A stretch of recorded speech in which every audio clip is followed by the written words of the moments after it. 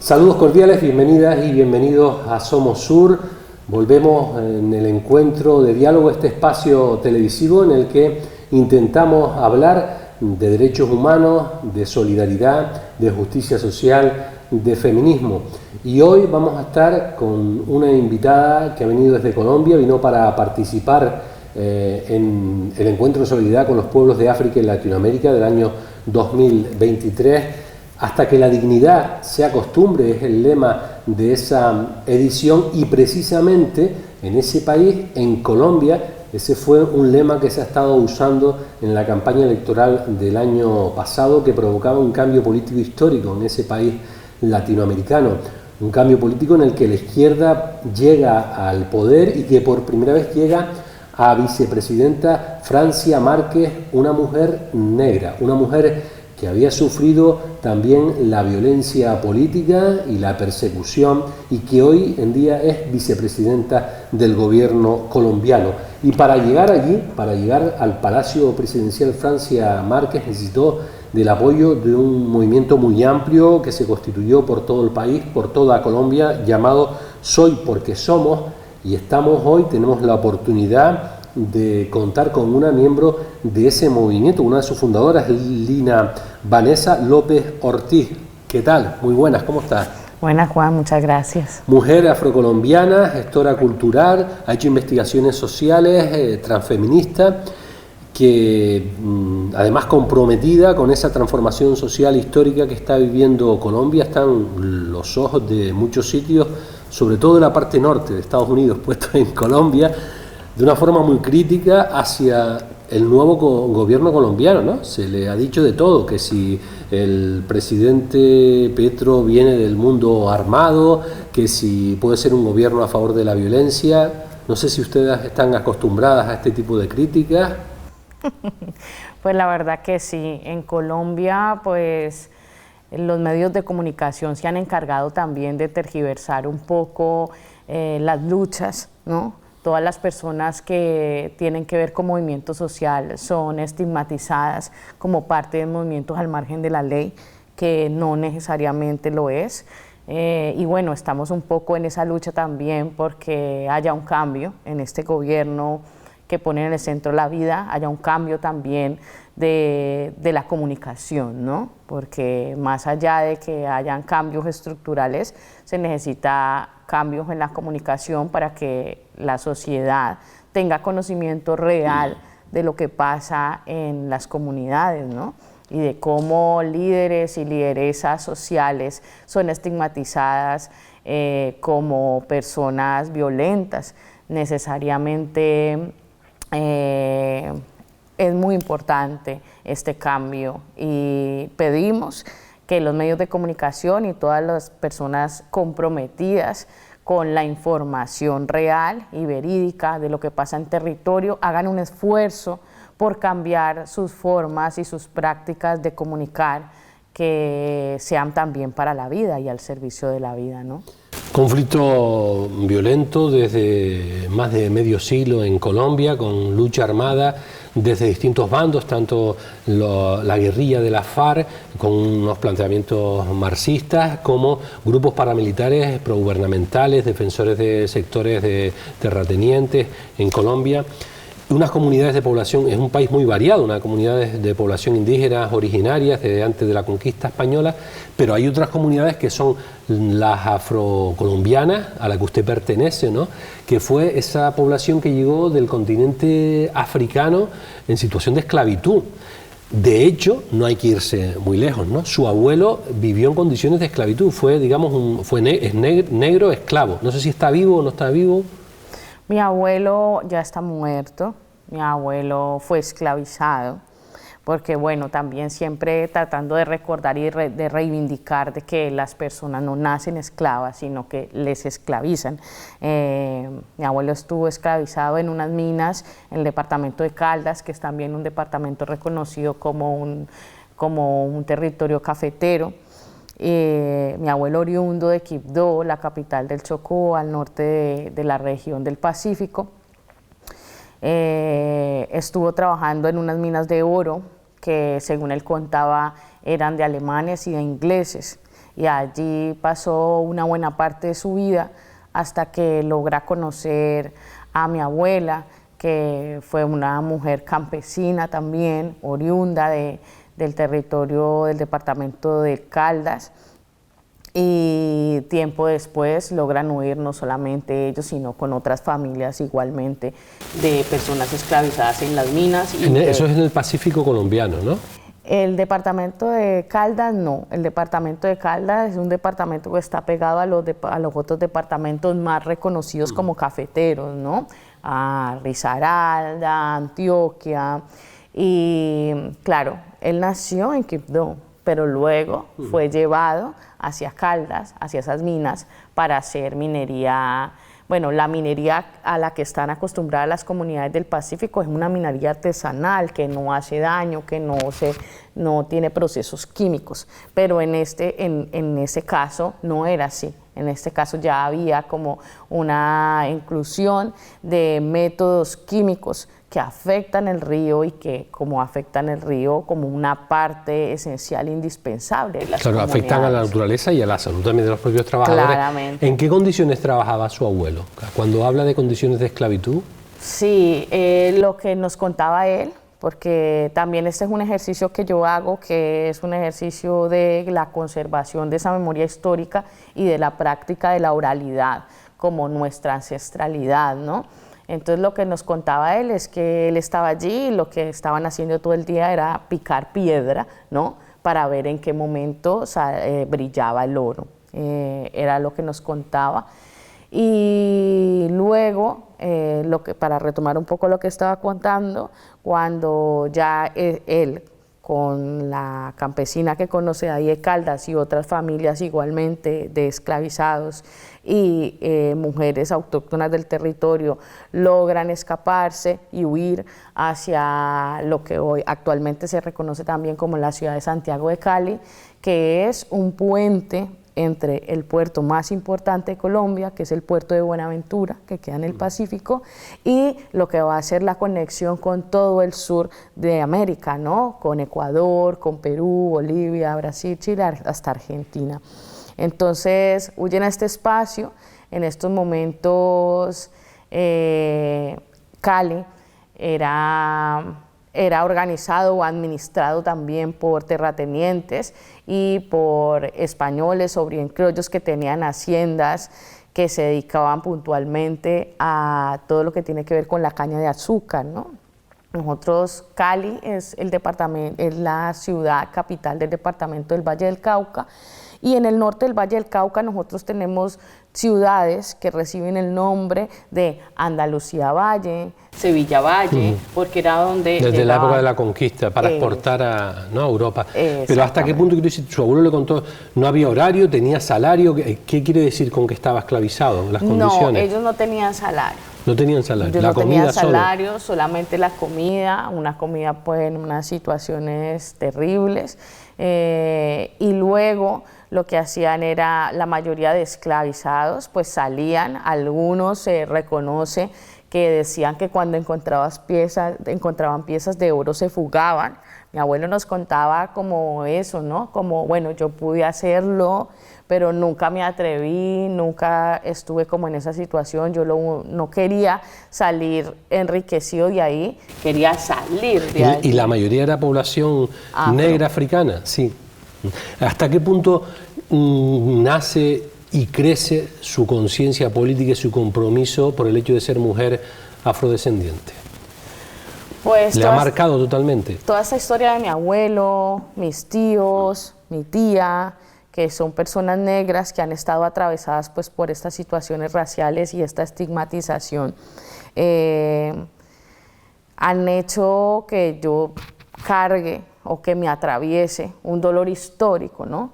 De cómo han tenido que sufrir estas personas por el hecho de pertenecer a una comunidad diferente, ¿no? A una comunidad que no es autóctona del territorio y que por concepción o por idea de personas blancas occidentales, pues han deshumanizado, porque realmente lo que hicieron con las personas afro fue deshumanizarlas. Entonces es algo que a mí me atraviesa porque tuve la oportunidad de convivir con mi abuelo, crecí con mi abuelo, con mis tíos, con mi tía, que son personas negras, ¿no? Y que también les atravesó a cada una de ellas en sus diferentes historias de vida todos estos procesos de estigmatización, la falta de derechos, la falta de acceso al trabajo, al estudio. Fue a través de una lucha muy fuerte que hizo mi abuelo y mi abuela también para que ellos lograran, la mayoría, ser becados y poder entrar a una universidad pública como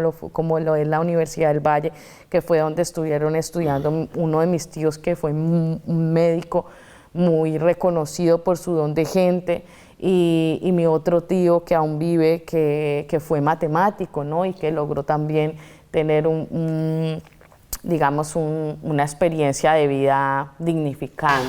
Pero Lina, llama la atención, como decimos, seguimos en Somos Sur con Lina López, afrocolombiana, del movimiento Soy porque Somos, un movimiento que ha significado la raíz de un cambio político importante en Colombia, en su país. Estamos en Somos Sur, y le quería preguntar eso. Llama la atención que en la historia oficial, quiero decir, la esclavitud en Latinoamérica, cuando llegan los países latinoamericanos a su independencia de España, a finales del siglo XIX, ya no había esclavitud, se suponía. Y usted me está hablando de su abuelo, que en el siglo XX y hoy, en el siglo XXI, sigue habiendo población afrocolombiana en situación de esclavitud.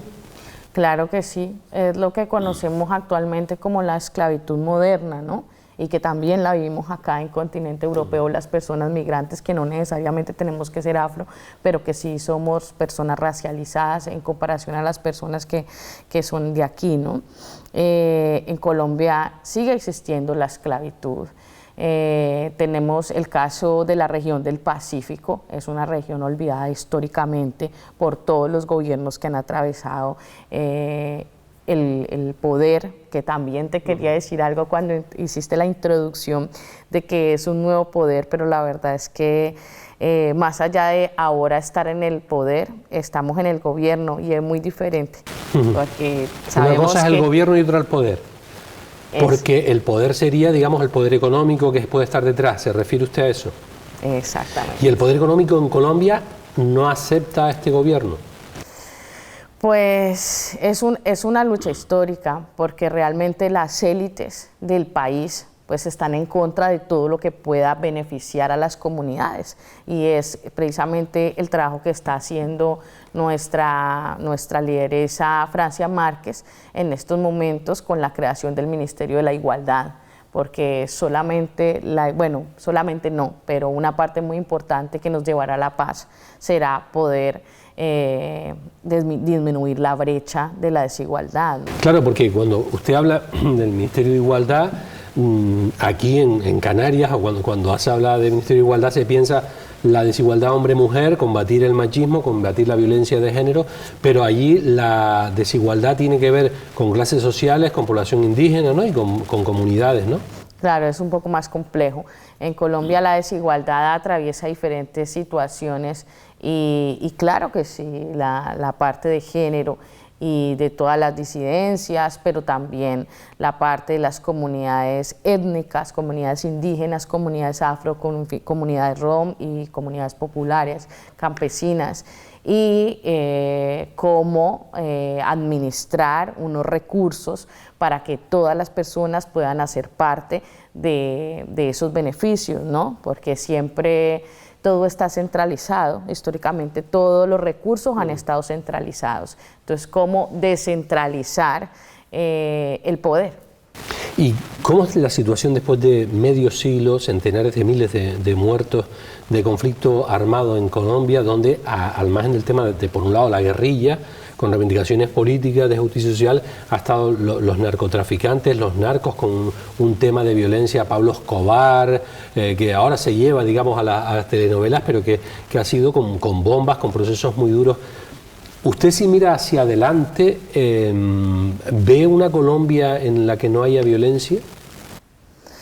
Claro, yo creo que es lo que queremos todas las personas que pertenecemos a comunidades que de alguna forma han sido oprimidas y vulnerabilizadas históricamente.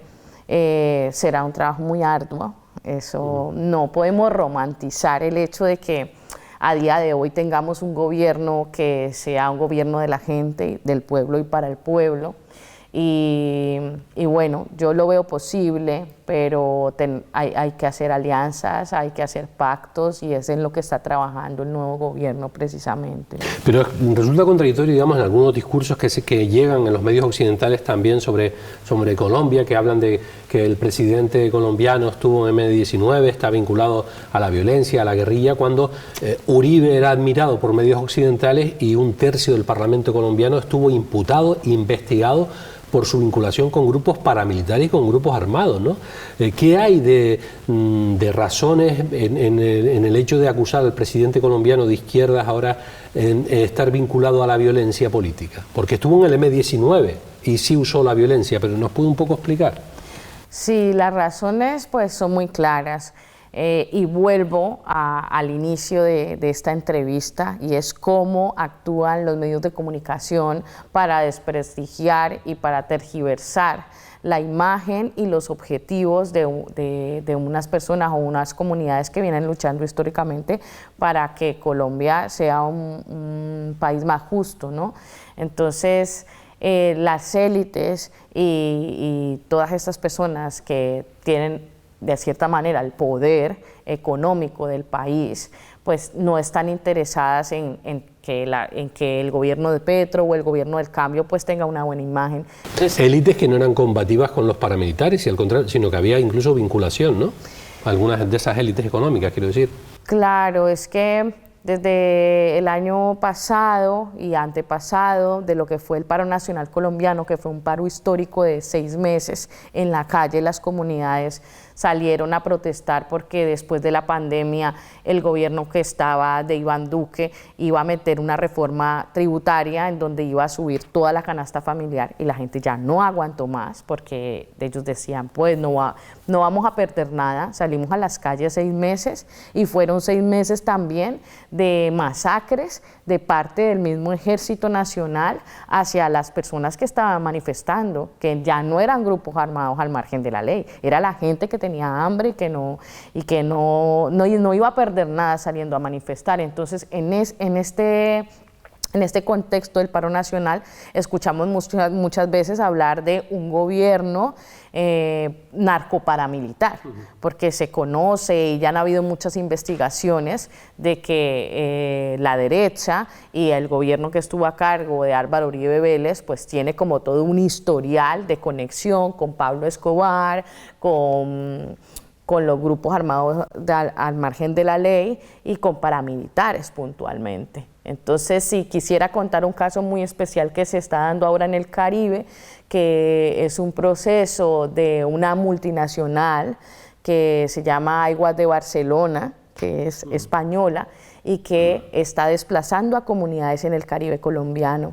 Entonces, ahora es otro proceso, pero estamos en un proceso con un equipo de abogados que están llevando a cabo las denuncias, y hay como un proceso de una serie documental en donde salen las personas denunciando que primero llegan las multinacionales e intentan desplazar a la gente para coger el territorio, para trabajar el agua, ¿sí? Para el extractivismo, y no pueden, ¿no? Porque las comunidades están conexiones con paramilitares para que sean los paramilitares que a través de ellos saquen a las comunidades, pero las sacan allí a sangre y a fuego. Entonces, solamente con este caso puntual, que es un caso actual, ¿sí? Podría hacerte... Claro, de esa violencia no se habla, ¿no? Una radiografía de todo lo que ha podido estar pasando todos estos tiempos para que las comunidades sean desplazadas y para que, ya bien sea, esto es el caso de una multinacional, pero luego si hablamos de las mismas élites que controlan estos grupos y que, según se ha investigado, son las mismas que han creado y generado estos mismos grupos paramilitares para proteger su poder económico, pues entonces ahí ya entramos en toda la profundidad de lo que significa un Estado narcoparamilitar. Claro, bueno, en la literatura siempre queda del universal premio Nobel Gabriel García Márquez la historia de Macondo, cómo se basaba, queda la parte de realismo mágico, pero también está en muchos textos de García Márquez, de Gabo, el tema de las multinacionales, cómo Estados Unidos mandaba más que el gobierno colombiano a lo largo de la historia y cómo muchos gobernantes representaban realmente, el embajador de Estados Unidos, los intereses de esas multinacionales, ¿no? Ahora usted me habla también de multinacionales españolas y europeas en esta historia, pero hay un dato que es objetivo, quiero decir,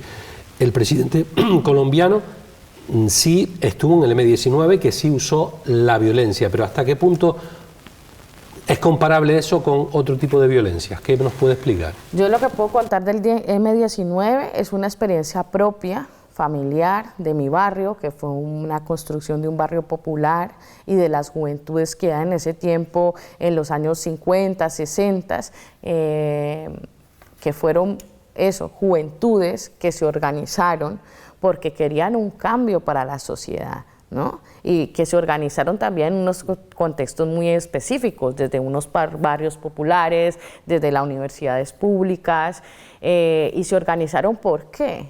Porque los grupos armados al margen de la ley, históricamente, como las FARC, como las AUC, como el ELN, sí que tenían una visión filosófica, inclusive como lo dijiste, marxista, dentro de sus ideales. Eran parte de sus principios, pero esos principios se desdibujaron cuando ya hubo un interés económico a partir de sus prácticas, ¿no?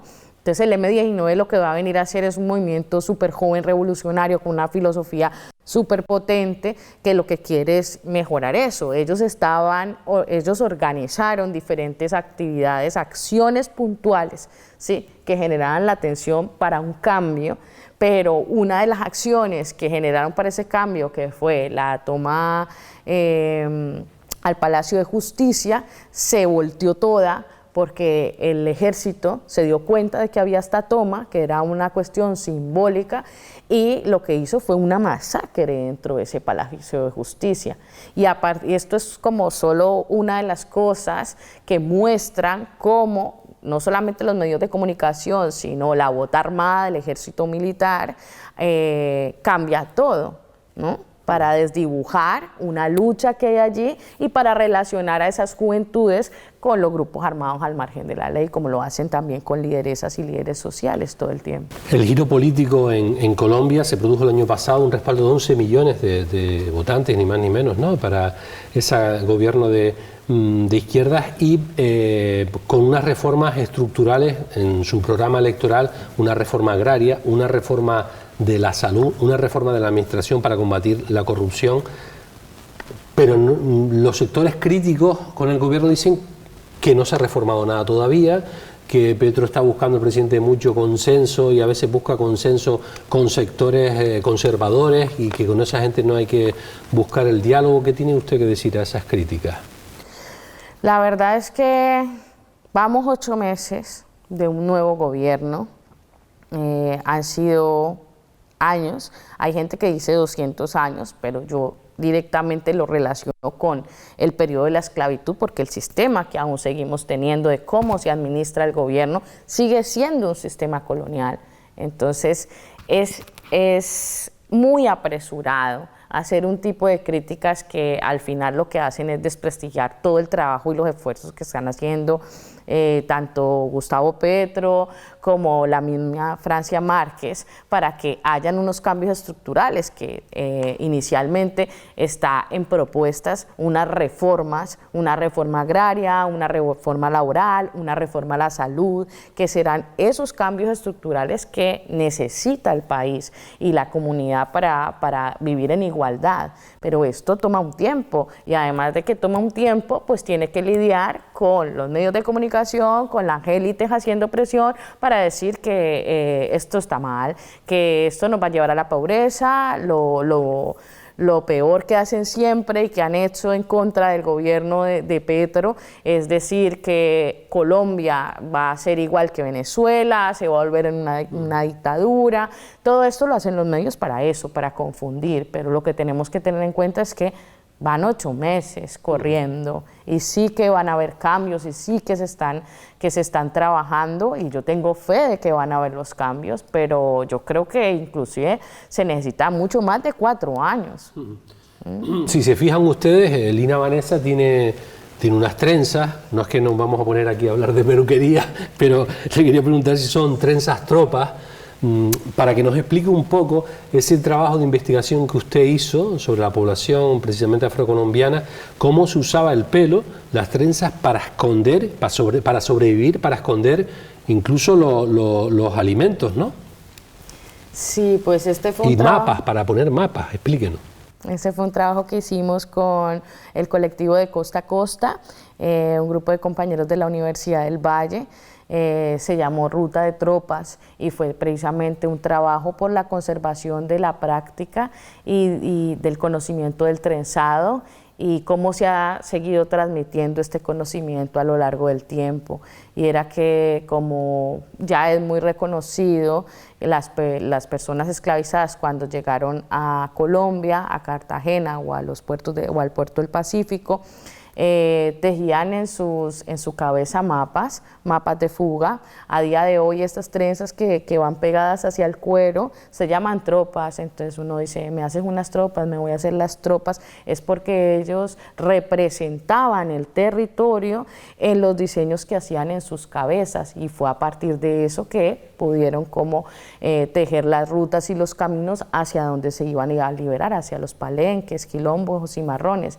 Y no solamente una práctica de resistencia a partir de la comunicación, sino una práctica de resistencia alimentaria, porque allí también escondían las semillas que iban a llevar después a esos espacios de liberación donde iban a resistir y donde actualmente resisten, como es el caso de San Basilio de Palenque, un territorio que según la UNESCO en 2005 es el primer territorio libre de la humanidad por las diferentes prácticas de resistencia también que se tejieron ahí, por el trabajo del líder Benko Biojó y todo el trabajo que siguen haciendo la comunidad de Palenque allí en territorio colombiano.